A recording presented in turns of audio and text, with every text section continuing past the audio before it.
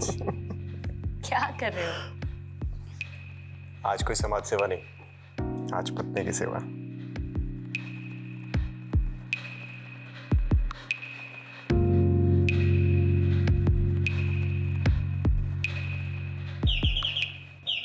आया माँ।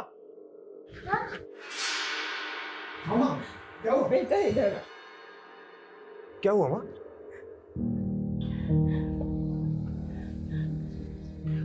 कोई बात नहीं माँ, आराम से, एक सेकंड। आप आराम से बैठिए, मैं चादर बदल देता हूँ।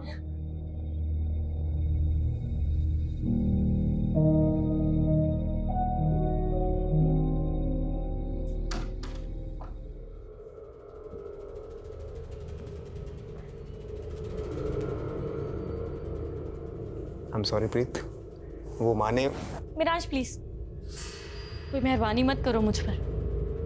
अभी फिर से बेल बजेगी और तुम स्कूल के बच्चे की तरफ भागते हुए जाओगे। प्रीत, ये तुम किस तरह की बातें कर रही हो? अरे मेरी माँ है वो, मेरा फर्ज बनता है उनकी देखभाल करना। और मैं तुम्हारी बीवी हूँ मेहराज, बीवी की तरफ तुम्हारा कोई फर्ज नहीं बनता? प्रीत, मैंने आज तक कभी तुमसे कुछ नहीं छुपाया। तुम पहले से जानती थी मेरी लाइफ के बारे में। बेहतर होगा तुम एक्सेप्ट करना चालू कर लो।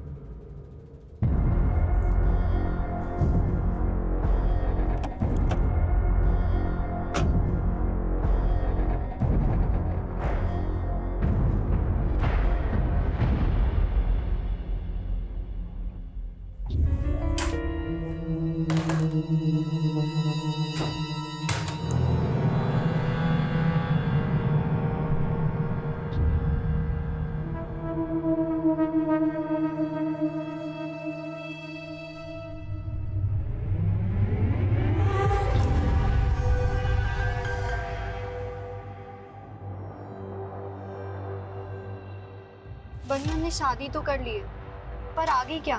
तूने यार मेरे लिए अपना घर छोड़ता, मैं तुझे थोड़ी कुछ होने दूंगा।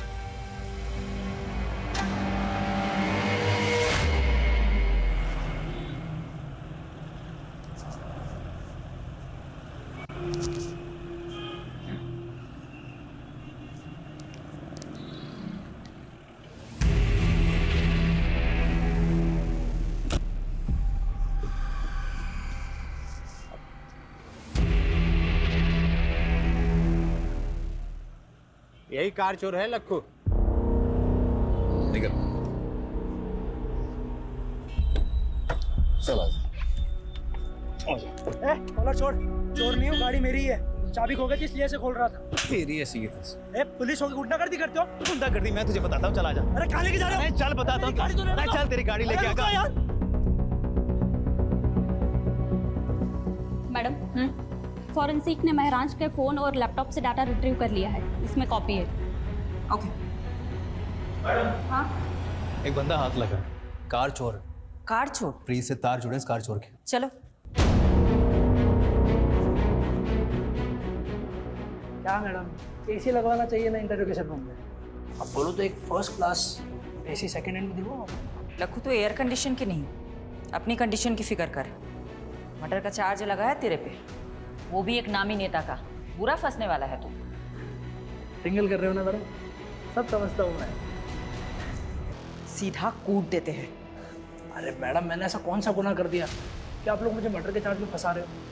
नाटक बंद कर, इसे देख और अच्छे से बता, जानता है इसे? यादव का कहना है तुम्हारा चक्कर महराज की बीवी प्रीत के साथ है। देखा यादव, मैंने कहा था ना, लक्खू जैसे फटीचर आदमी के साथ प्रीत का चक्कर हो ही नहीं सकता। ओ मैडम, फटीचर नहीं हूँ मैं, महीने का 1,00,000-1.5 लाख कमाता हूँ, और वो प्रीत क्या मुझे पालेगी? उल्टा मैं उसके खर्चे उठाता था। सच आ गया ना जुबान पर? अब बता, कार चोरी करते करते प्रीत को कैसे फंसाया? वो शादी से पहले मैं प्रीत को ड्रग सप्लाई करता था। नशे की लत थी प्रीत को, उसे माल मिलता था और मुझे मजे। लेकिन प्रीत के भाई बनने को जब हम दोनों के बारे में पता लगा तो उसने महराज के साथ उसकी शादी कर दी। धीरे धीरे उसके नशे की लत भी छूट गई, दिल तोड़ के चली गई मेरा। बस उसी दिन से मैंने भी ड्रग्स की लाइन छोड़ दी। ओए मजनू, प्रीत के कॉल रिकॉर्ड से पता चला कि तू शादी के बाद भी उससे बात करता था फोन पे। साहब, प्रीत ने खुद मुझे ढूंढा था सोशल मीडिया पे, फिर कॉल भी किया था मुझे। लक्कू प्लीज मेरी बात सुन, मैं सच में तुझसे बहुत प्यार करती हूँ। तू मुझे यहाँ से कहीं ले चल, कहीं दूर चलते हैं ना हम दोनों। एक बात और, मैं अकेले नहीं आऊंगी, मिरांज के दिए हुए पैसे और गहने लेकर आऊंगी। प्रीत थोड़ा वेट कर, मैं कुछ करता हूँ। अच्छा प्रीत, वो गहने कितने के होंगे वैसे? महराज को शक हो गया था तुम दोनों पर, तुम दोनों का मिलना मुश्किल हो गया था, इसलिए तुमने महराज के मर्डर का प्लान बनाया। कुछ भी कहोगे मैडम, एक औरत होते हुए मेरी सिस्टर पे इतना घटिया आरोप लगाते हो, आपको शर्म नहीं आती? उस कार चोर ने कहा और आपने मान लिया। झूठ बोल रहा है वो, मेरे से पूछ लो, कहानियां बना रहा है। सच है ये, क्या है? सच है बनी, मेरा लक्कू के साथ अफेयर था। तो तेरा दिमाग फिर गया? लक्कू ने यह कबूल किया है कि उसने ही महराज को मारा है, प्रीत के कहने पर। ये झूठ है और लक्कू से मुझे कोई प्यार नहीं था। मैं लक्कू का सिर्फ इस्तेमाल कर रही थी ताकि मैं मिरान से अलग हो सकूं। पर क्यों? क्या आप पति पत्नी में रिश्ते अच्छे नहीं थे? मिरांश और मेरा प्यार से ज्यादा दया हमदर्दी का रिश्ता था। उसके लिए तो मैं सिर्फ एक सोशल प्रोजेक्ट थी जिसने मेरे जैसी नशे की मारी औरत का भला किया था। बनी, मुझे थैंक यू कहने की कोई जरूरत नहीं है। अरे मुझे तो इस बात की खुशी है कि मैं प्रीत से शादी कर रहा हूँ और एक ऐसी लड़की को नई जिंदगी दे रहा हूँ जो नशे की गिरफ्त में है। मिरांश तक ग्रेट के लिए हम सब बेचारे थे। उसकी अपनी माँ, मैं, मेरा भाई, हम सब पर एहसान थे मिरांश के। बनी, तुम पर क्या एहसान था महराज का? मैडम जी सॉरी, इसका दिमाग फिर गया है। मैं ही बेरोजगार था, जिया जी ने तो मुझे मोबाइल स्टोर खुलवा के दिया था। मिरांश के दिल में सबके लिए प्यार से ज्यादा दया थी। वो ये भूल गया था कि रहम की जिंदगी एक वक्त के बाद घुटन बन जाती है और उसी घुटन से बचने के लिए मैंने लक्कू की मदद ली थी। पर मैंने मिरांश को नहीं मरवाया। और जहां तक मैं लक्कू को जानती हूँ, वो भी ये सब नहीं कर सकता।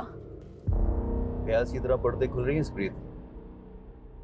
मुझे ऐसा लगता है कि ये प्रीत और बनी हमसे बहुत कुछ छुपा रहे हैं। मैडम ये प्रीत और बनी दोनों भाई बहन पंजाब में लुधियाना के रहने वाले। चलो लग जाता है प्याज के पर्दे खोलने में, देखते हैं किसके आंसू निकलते हैं, प्रीत के या बनी के।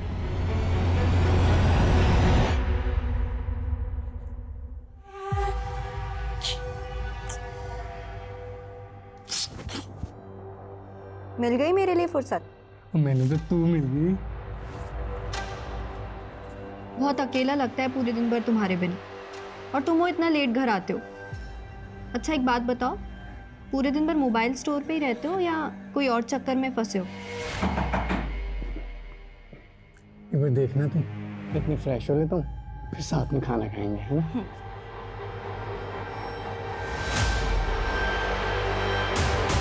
लेकिन इतना रायता फैल चुका है ना, I am losing my objectivity. कोई दिशा नहीं मिल रही केस में। आई थिंक महराज को आइडिया हो गया होगा कि उसकी जान को खतरा है। कैसे? शिफाली, जो लोग पब्लिक और पॉलिटिशियंस के बीच में घिरे रहते हैं ना, उनका इंट्यूशन बहुत स्ट्रांग हो जाता है। वो अपने आसपास के खतरे को सूंघ लेते हैं। अगर महराज भाटी को भनक थी कि उनकी जान को खतरा हो सकता है, तो वो प्रिकॉशनरी स्टेप्स तो लिए होंगे ना? बिल्कुल। आमीन, अगर मैं महराज भाटी की जगह होता तो उस शख्स के खिलाफ सबसे पहले सबूत इकट्ठे कर रहा होता जिससे मुझे सबसे ज्यादा खतरा हो। मेक सेंस, लेकिन अगर बस good night and good luck to both of अस।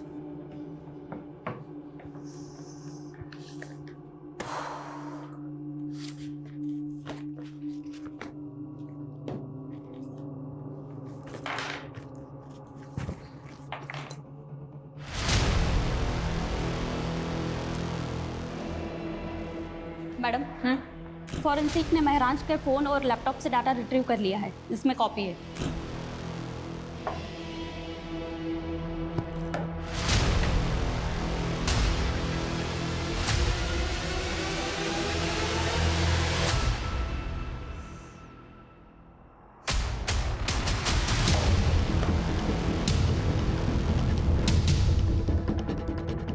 पारुल, मैंने तुम्हें एक एड्रेस भेजा है। कल सुबह 9 बजे मुझे इसी एड्रेस पे मिलना, 9 AM शार्प।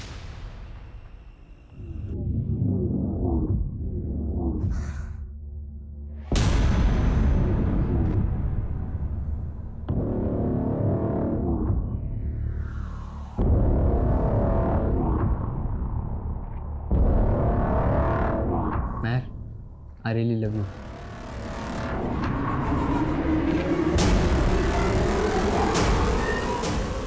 एक मिनट, एक किस के 500 लूंगी और 2 किस के 800। क्या बात है यार, तेरा तो पूरा मेन्यू कार्ड रेडी है। और अगर तू 1000 देगा तो फिर मैं अपना टॉप भी निकाल दूंगी, और अगर 3000 तो फिर ये सारे कपड़े। हाँ,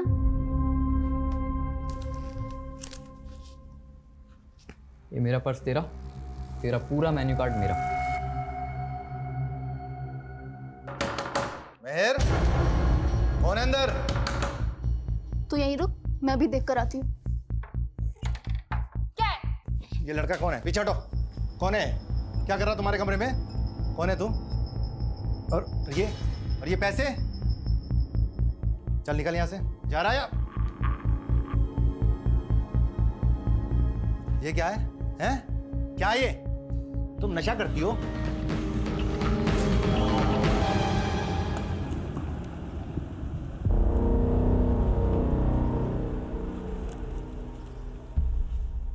चार साल पहले आपकी बिल्डिंग के कंस्ट्रक्शन के दौरान एक इमारत गिर गई थी, 7 मजदूर मारे गए थे।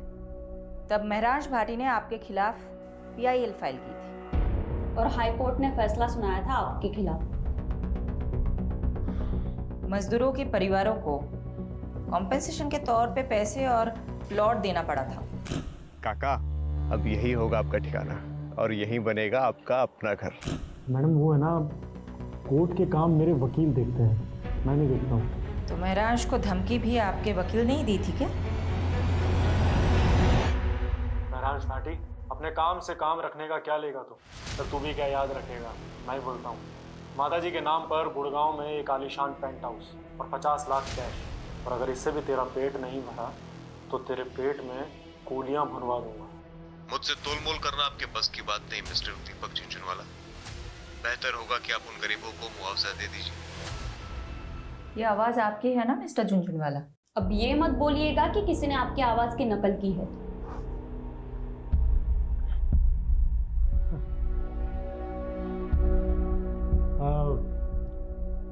हाँ, आवाज़ तो मेरी है मैडम, मगर आप कुछ प्रूव नहीं कर पाएंगे इससे।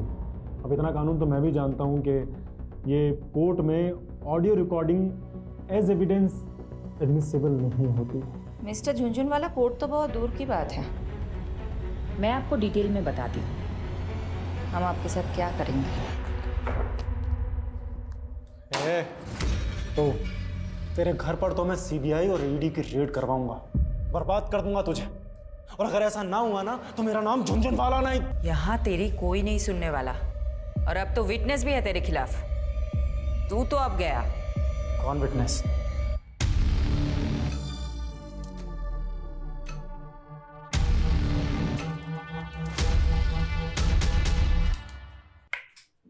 तुम अंधेरे में क्यों बैठे हो? महर ने फिर बदतमीजी की क्या? तुम इग्नोर करो, अभी बच्ची है वो। रंजीता 16 साल की हो गई है महर, और अभी तक मुझे अपना बाप मानने के लिए तैयार नहीं है। मुझे लगता है वो हमारा लिव इन में रहना एक्सेप्ट नहीं करेगी, इसलिए हमें शादी कर लेनी चाहिए। प्लीज समर, महर को अपने मतलब के यूज करना बंद करो। हम दोनों साथ में हैं क्योंकि हम दोनों को एक दूसरे की जरूरत है। अच्छा, एक काम आया है, वो करना है, काफी बड़ा घर है, कल डिटेल में बात करते हैं।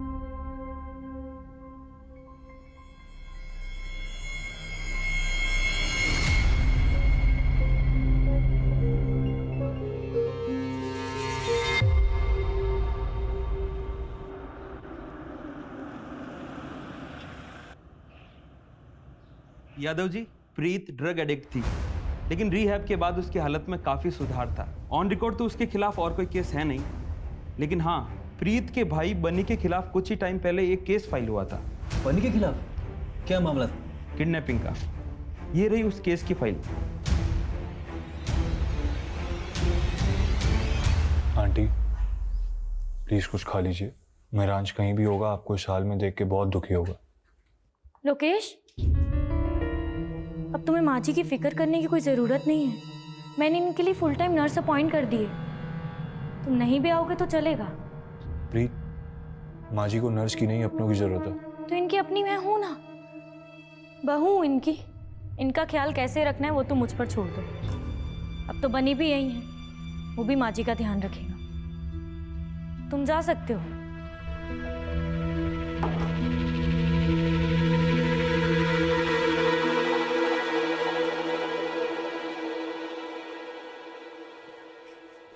एक साल पहले लवलीन और बनी लुधियाना से भागकर दिल्ली आ गई। क्योंकि दिल्ली तो ऑब्वियस चॉइस होगी ना बनी के लिए। सोचा होगा कि दिल्ली में सेफ रहेंगे, और महराज का तो काफी नाम भी था। राइट। लेकिन ऐसा हुआ नहीं। 6 महीने तो अच्छे से गुजरे और फिर एक दिन अचानक लवलीन का भाई उसे घर आया और चाकू से वार करके उसकी हत्या कर दी।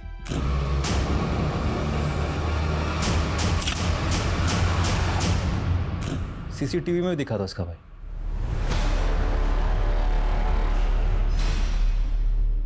मैंने मारा है अपनी बहन लवलीन को।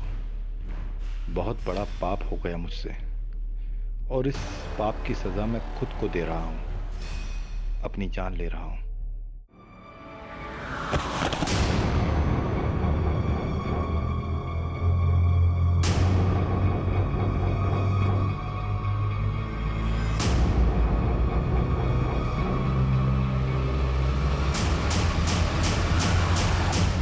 लेकिन इसका महराज के मर्डर से क्या कनेक्शन हो सकता है? सही कहा।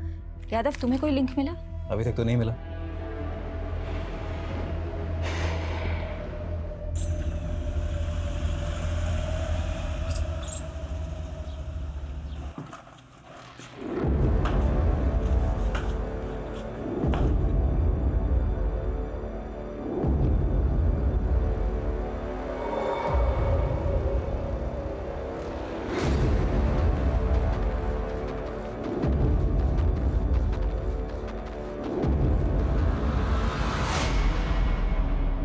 किससे मीटिंग चल रही थी? कैबिन से बाहर जाता तो कोई दिखा नहीं हमें। पीछे के दरवाजे से भेज दिया। जरूर कोई महिला रही होगी। कौन थी? राजेंद्र जी, आपकी इन्हीं हरकतों की वजह से आपकी पार्टी ने आपको टिकट नहीं दिया। टिकट से क्या होता है? महराज को भी टिकट देने वाले थे ना आप लोग। क्या हुआ? ऊपर का टिकट पहले कट गया उसको। देखिए, आज जो प्रस्ताव लेकर आए हैं उसमें आपका ही फायदा है। महराज के अलावा आपकी पार्टी के पास कोई ऐसा उम्मीदवार नहीं है जो आपको चुनाव जितवा सके। ये काम हम कर सकते हैं। अगर आपकी पार्टी हमें टिकट देती है तो जीत पक्का। थोड़ा वक्त दीजिए, सोच कर बताते हैं। सोच लो, जितना दिमाग नोचना है नोच लो। हमने भी काफी कुछ सोच रखा है। सूरज जी, गाड़ी यहीं रोक दीजिए, मैं यहीं से वॉक करके चली जाऊंगी। सोलंकी जी, आप भी घर चले जाइए, लेट हो गई। ठीक है मैम।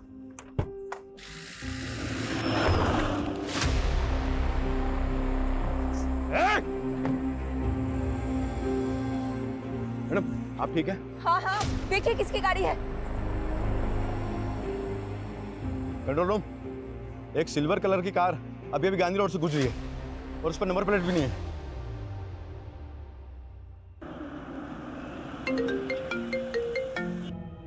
तुम और वीडियो कॉल, क्या हो गया? तुम ठीक हो?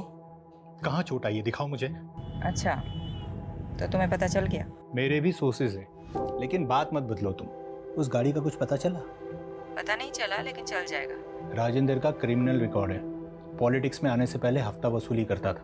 पूरे चांसेस है कि ये हमला उसी ने करवाया होगा। शक राजेंद्र पे भी है और दीपक झुंझुनवाला पे भी। दीपक झुंझुनवाला ने तो मुझे खुलेआम धमकी दी है। मेरे कुलीग ने बताया कि झुंझुनवाले की लीगल टीम ने एक एंटीसिपेटरी बेल ले रखी है। सुनो ना, पारुल का फोन आ रहा है, मैं तुम्हें बाद में कॉल करती हूँ। Okay, bye bye. हाँ पारुल, बोलो। Madam ji, Winsure private limited में महराज का एक्सीडेंटल इंश्योरेंस पॉलिसी था। मैंने मैनेजर को बोल दिया है कि फाइल निकलवाए, और यादव सर को भी अपडेट कर दिया है, वो वहाँ पहुँच रहे। यस मैम, महराज भाटी का एक एक्सीडेंटल इंश्योरेंस था हमारी कंपनी में, और करीब 6 महीने पहले उन्होंने एक एक्सीडेंटल क्लेम किया भी था, लेकिन हमने उसे रिजेक्ट कर दिया। किस बेसिस पर रिजेक्ट किया था? मैम, वो एक्सीडेंट था ही नहीं, महराज भाटी पर हमला हुआ था, वो भी जानलेवा। तो मिलने चले आए और क्लेम आया है एक्सीडेंटल इंश्योरेंस का। क्लेम? पर मैंने तो कोई क्लेम नहीं किया। वो प्रीत जी ने किया है। वो एक्चुअली मैंने सोचा हॉस्पिटल के एक्सपेंसेस कवर हो जाएंगे ना, बस इसीलिए। सॉरी, लेकिन हमने वो रिजेक्ट कर दिया। ये कंपनी की पॉलिसी के खिलाफ है ना। अब मैनेजर साहब, आप प्लीज इस हमले के बारे में किसी से मत बताइएगा। मैं नहीं चाहता कि ये बात मीडिया तक पहुंचे और बात का बतंगड़ बने। यानी इसका मतलब महराज पे पहले भी हमला हुआ था? अजीब बात तो ये है, प्रीत, लोकेश या बनी ने हमें ये बात नहीं बताई। हो सकता है इन तीनों में से भी कोई शामिल हो। अब हम अपने तरीके से पता लगाते हैं। इंश्योरेंस क्लेम फाइल से उस डेट का पता करो और महराज का फोन उस डेट के आसपास किन किन लोकेशन में एक्टिव था उसका पता लगाओ।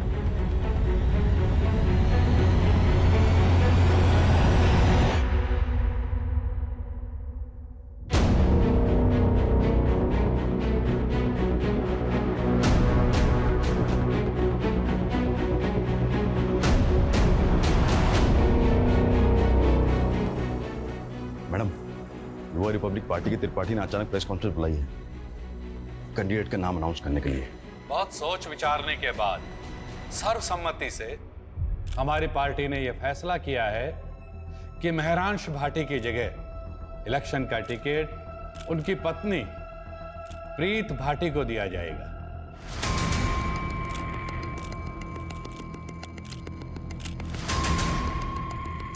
मैं त्रिपाठी जी और पार्टी के सभी वरिष्ठ सदस्यों को आभार प्रकट करती हूँ। मेरे पति महरांश, उनकी ख्वाहिश थी इस शहर के लोगों की सेवा करना। तो क्या टिकट पाने के लिए प्रीत ने महराज को रास्ते से हटाया होगा? साथ ही मैं दिल्ली पुलिस से भी दरख्वास्त करती कि मेरे पति महराज के कातिल को जल्द से जल्द पकड़ा जाए। और आप सब लोग हाँ यादव, कुछ मिला? मैडम, एक हिस्ट्री शीटर है केदार कामरे, 4 महीने से फरार चल रहा था। तुम पहुंचो, मैं पेपर वर्क तैयार करके तुम्हें वही डायरेक्ट मिलूंगी।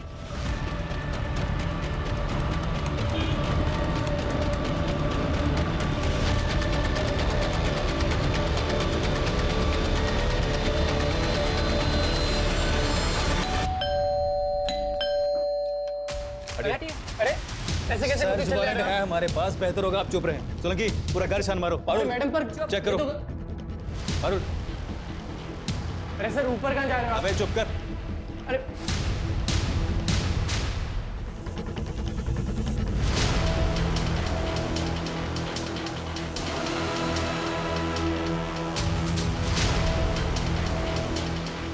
मैडम, नशे का गोदाम भरा या तो? नार्कोटिक टीम को इन्फॉर्म करो। यादव, सब कुछ सील कर दो। प्रीत, तुम हमारे साथ चलो, तुम्हारे साथ बहुत सारी बातें करनी है। और इलेक्शन लड़ने का जो विचार है ना तुम्हारे मन में, वो भूल जाओ, क्योंकि ये खबर मीडिया तक जरूर पहुंचेगी। मैंने महराज को नहीं मारा है, लेकिन केदार से मैं ड्रग्स खरीदती थी। एक्चुअली उस दिन लक्कू के पास जब माल नहीं था तो उसने मुझे केदार का कांटेक्ट दिया, तो मैं उससे ड्रग खरीदने मेरठ गई थी। और महराज को ये बात पता चल गई थी, राइट? महराज को एक्चुअली शक होने लगा था कि शायद मैं फिर से ड्रग्स लेने लग गई हूँ, इसलिए वो मेरा पीछा करता था।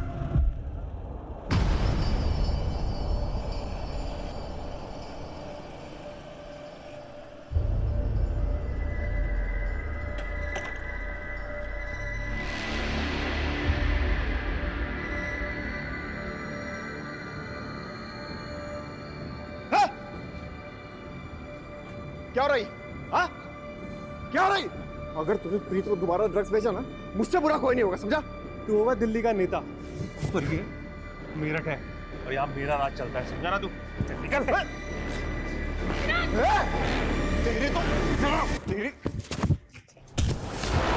केदार और उसके आदमियों ने महराज को बुरी तरह से मारा था, लेकिन फिर भी महराज का इरादा नहीं बदला। और तुम तंग आ गई थी। तुम्हारे नशे की लत के आगे महराज दीवार बनकर खड़ा था, इसलिए तुमने उसे मरवा दिया, राइट? ऐसा नहीं है। क्या कोई पॉलिटिशियन इस काम में शामिल था जिसने तुम्हें महराज की जगह इलेक्शन में खड़ा करने का लालच दिया था? मैंने महराज को नहीं मारा, और जहाँ बात इलेक्शन में खड़े होने की है, वो मैंने सिर्फ महराज की इच्छा पूरी करने के लिए किया। आप प्लीज मेरा यकीन कीजिए, इनफैक्ट मैं सच बोल रही हूँ। महराज जैसे आदमी में भी तुमने ऐप ही देखी, तुम पे कौन यकीन करेगा?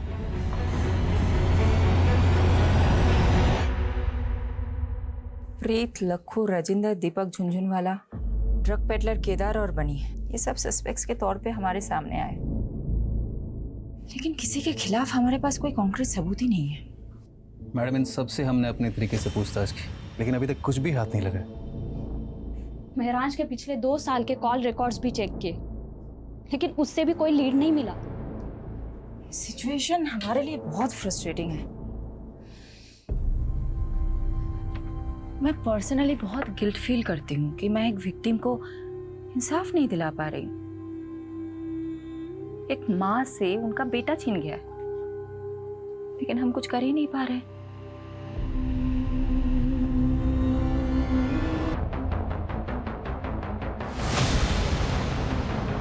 अरे मिट्टी डल गई उन सब पे, अब आपको और हमें बस आगे की सोचना चाहिए।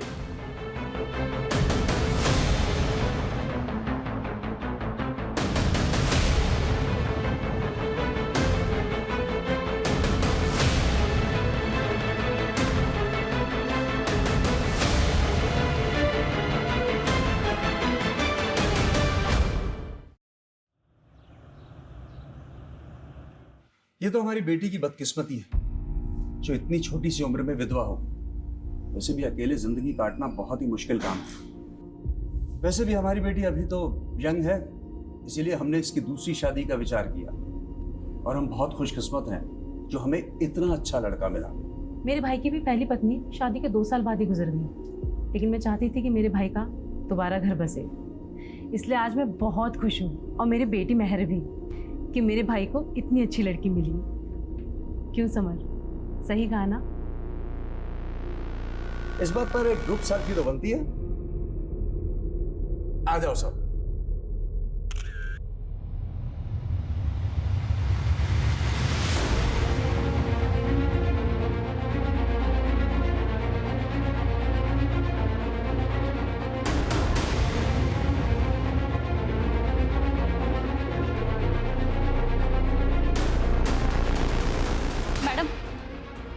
एक पुराने केस की ताज़ा खबर लाई हूँ। कौन सा case? Mahransh Bhati murder case.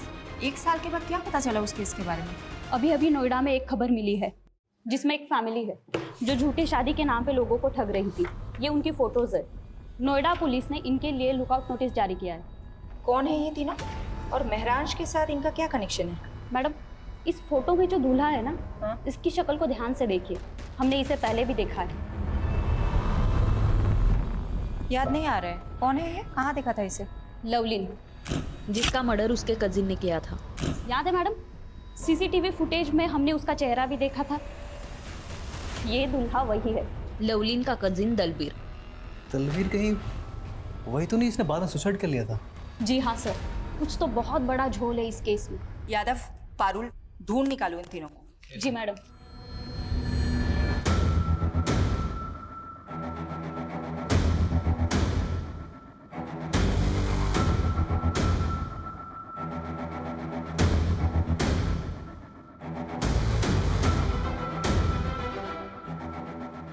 Madam, उस औरत के बारे में पता चल गया।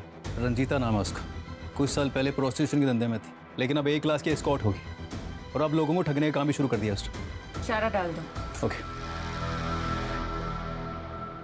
5000 दूंगा, लेकिन जगह एकदम सेफ होनी चाहिए। उसकी फिक्र मत करो। कैसी जगह जाना है, होटल या? अरे नहीं नहीं, होटल नहीं, ऐसी जगह जहाँ पुलिस का लफड़ा ना हो। समझ गई। चलो, मैं जानती हूँ ऐसी एक सेफ जगह।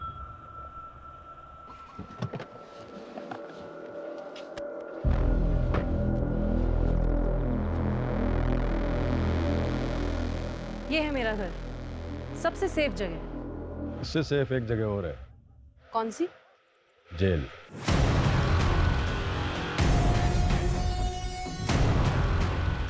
अरुण,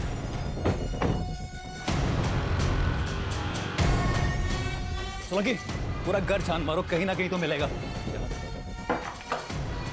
ओह, तो यहाँ छुप के बैठा है तू। चल। मेरा असली नाम दलबीर है। लवलीन मेरे चाचा बलजीत की बेटी थी, जस्सी की सगी बहन। जब लवलीन बन्नी के साथ भाग गई तो मेरे चाचा टूट गए थे। मुझसे उनकी हालत ये देखी नहीं गई। क्या तुम्हारे चाचा ने तुमसे ऐसा करने को कहा था?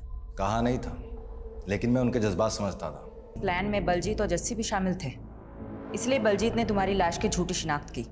नहीं, उनको कुछ नहीं पता था। कपड़े और कदकाठी देखकर वो भी धोखा खा गए थे, और ऊपर से सुसाइड नोट भी तो था। महरांश को तुमने क्यों मारा? जी लवलीन ने घर से भागने की कोशिश की पर पकड़ी गई। समझ ही नहीं आ रहा क्या करें। पूरे खानदान की नाक कटवाने चली है तू। तुम दोनों बालिग हो और तुम दोनों को अपनी जिंदगी अपने हिसाब से जीने का पूरा हक है। अगर तुम्हें मुझसे कोई सपोर्ट चाहिए दिल्ली में तो मैं पूरा सपोर्ट करूंगा। और जहां तक रही बात शादी और घर की, तो मैं देख लूंगा।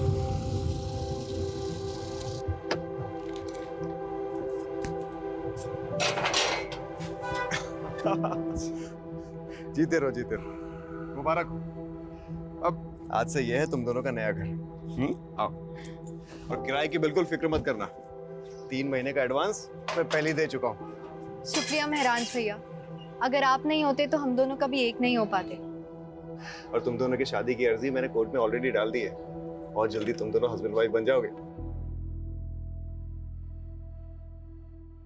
लवलीन कभी अपने प्लान में कामयाब नहीं होती अगर वो महराज उन दोनों को सपोर्ट नहीं करता। मेरे चाचा को जो दुख पहुंचा, मेरे खानदान पर जो कालिक लगी, उसका जिम्मेदार महराज था।